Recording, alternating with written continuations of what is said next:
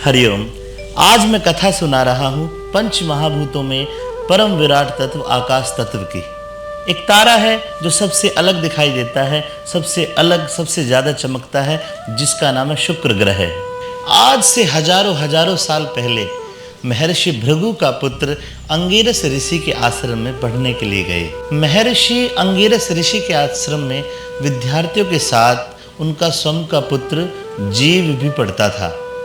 इसलिए महर्षि अंगिरस ऋषि के मन में ये भावना थी कि उनका पुत्र जीव सभी विद्यार्थियों में सबसे ज्यादा अव्वल हो, और ये बात किसी आचार्य के लिए शोभनीय नहीं है। जीव बहुत मेधावी था, प्रतिभाशाली था, लेकिन अपने मित्र कवि से वो कम था।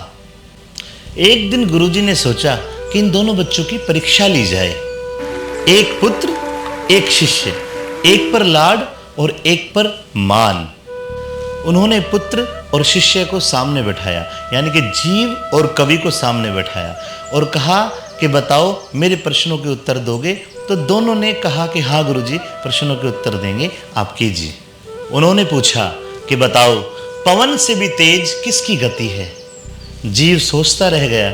जीव के समझ में नहीं आया कि पवन से ज्यादा गति किसकी है।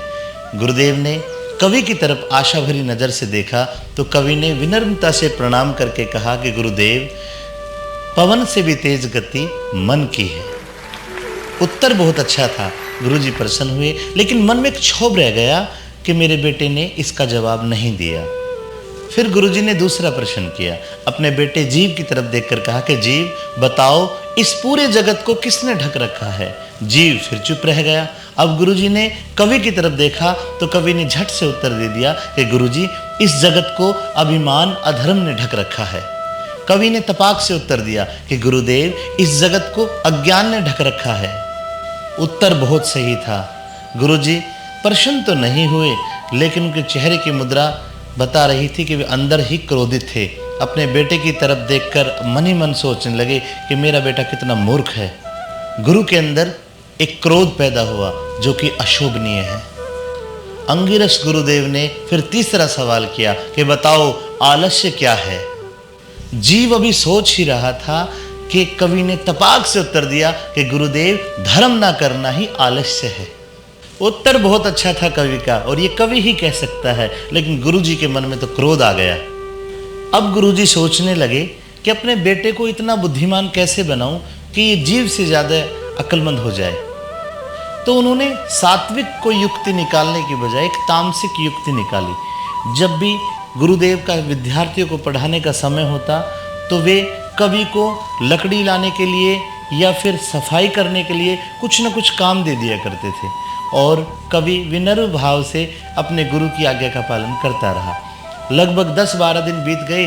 अब एक दिन कवि के मन में विचार आया कि गुरुजी मुझे पढ़ाने के वक्त काम क्यों बता देते हैं।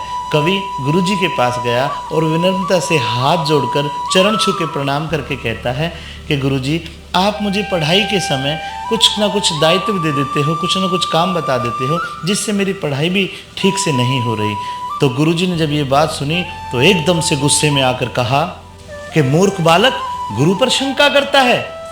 अब बेचारा कवि चरण स्पर्श करके कहता है, गुरुजी मुझे इस पाप में मत डालो, मैं आपकी बातों में शंका नहीं कर रहा। अब कवि चला जाता है। गुरुजी ने सोचा कि अब क्या उपाय किया जाए। वो अपने बेटे जीव को अलग से क्लास देने लगे, अलग से पढ़ाने लगे। अब एक दिन कवि ने गुरुजी को जीव को पढ़ाते हुए देखा, और कवि फिर जाके विनम्रता से कहता है कि गुरुजी, आप मुझे क्यों नहीं पढ़ाते? अब गुरुजी के पास कोई भी जवाब नहीं था। वे गुस्सा होकर बोले। अभी प्रश्न पूरा नहीं हुआ कि गुरुजी एकदम से भड़क गए, क्योंकि चोर तो अंदर था। और अंगिरस ऋषि कवि को कहते हैं, गुरु पर शंका करता है, निकल जा मेरे आश्रम से। अपने गुरु के दिए हुए तिरस्कार से कवि उस आश्रम से निकलकर भटकते भटकते उस समय के महान आचार्य गौतम ऋषि जी के पास पहुंच जाते हैं। गौतम ऋषि ने उस बच्चे को शरण दी, उसकी बुद्धिमत्ता से प्रभावित होकर अपने पास रखा, उसे खूब सारी विद्याएं सिखाई, और सारा ज्ञान सिखाने के बाद एक दिन गौतम ऋषि ने कहा कि कवि वत्स, मैंने तुझे अपनी सारी विद्याएं तो दे दी, पर मैं देख सकता हूं कि तुझ में अभी और भी विद्याएं पाने की लालसा है और योग्यता है। तुम में वो है जो एक विरले साधु में होता है। इसलिए अब तुम विद्या के आदिदेव, कला के आदिदेव, त्रिकालदर्शी भगवान भोलेनाथ की तपस्या करो और उनसे जाकर विद्या लो, क्योंकि इस पृथ्वी पर तुम्हें अब कोई विद्या सिखाने वाला आचार्य नहीं है। कवि ने इस बात को अपने गुरु का आशीर्वाद समझकर भगवान शिव की आराधना करनी शुरू कर दी। कई वर्षों की तपस्या करने के बाद आदिदेव रुद्र प्रसन्न हुए और कवि को एक ऐसी महत्वपूर्ण विद्या दी, ऐसी विद्या दी जो दुनिया में किसी के पास नहीं थी, और उसका नाम था मृत संजीवनी विद्या। मृत संजीवनी एक ऐसी विद्या है जिसके द्वारा मरे हुए व्यक्ति को दोबारा जिंदा किया जा सकता है। जब कवि को यह विद्या प्राप्त हुई तब तक वह दैत्यों का, असुरों का गुरु बन चुका था। अब असुरों ने धर्म को खत्म करने के लिए जगह जगह त्राही त्राही कर दी, ऋषि महात्माओं का वध करना शुरू कर दिया, देवताओं से लड़ाई कर दी, क्योंकि उन्हें पता था उनका गुरु तो मृत को जिंदा कर देता है। अगर राक्षस मरते हैं तो उठा के लेके जाओ और गुरु जी जिंदा कर देंगे। देवताओं का वध करके असुरों ने त्राही त्राही मचा दी। अगर राक्षस कोई मरता तो उसे तो कवि जिंदा कर देते मृत संजीवनी मंत्र से, और देवता मर रहे थे। इस प्रकार सारे देवता परेशान होकर भगवान भोलेनाथ के पास जाकर विनय अनुनय करने लगे। लेकिन यहाँ एक असुर ने सोचा कि हमने सबको परास्त कर दिया, तीनों लोकों पर राज कर दिया, तो फिर कैलाश पर्वत ही क्यों बचे, शंकर भगवान ही क्यों बचे।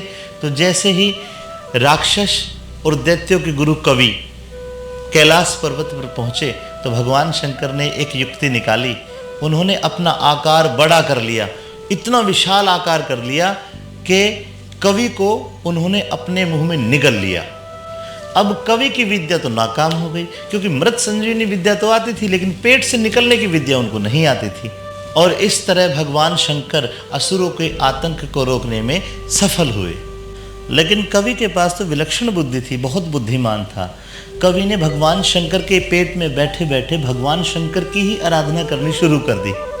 कई वर्षों तक तपस्या करता रहा। आखिरकार शिव जी भी प्रसन्न हो गए कि कैसा हठधर्मी है, मैं इसे निगल गया फिर भी मेरी साधना कर रहा है।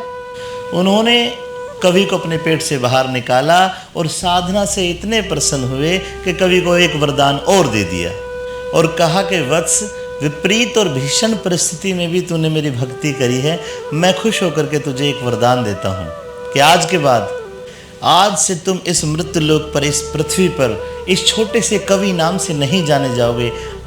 आज के बाद तुम्हारा नाम इस पृथ्वी पर नहीं, ब्रह्मांड में शुक्राचार्य के नाम से कहलाया जाएगा और तुम नवग्रह में एक ग्रह होंगे।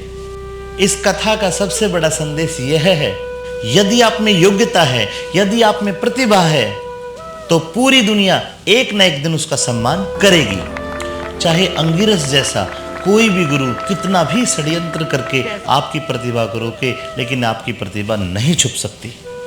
अगर आपके अंदर योग्यता है, अगर आप ईमानदार है, तो कोई भी विपरीत परिस्थिति आपका नुकसान नहीं कर सकती। कथा अच्छी लगी हो तो हरिओम लिख दीजिए कमेंट बॉक्स में। हरिओम।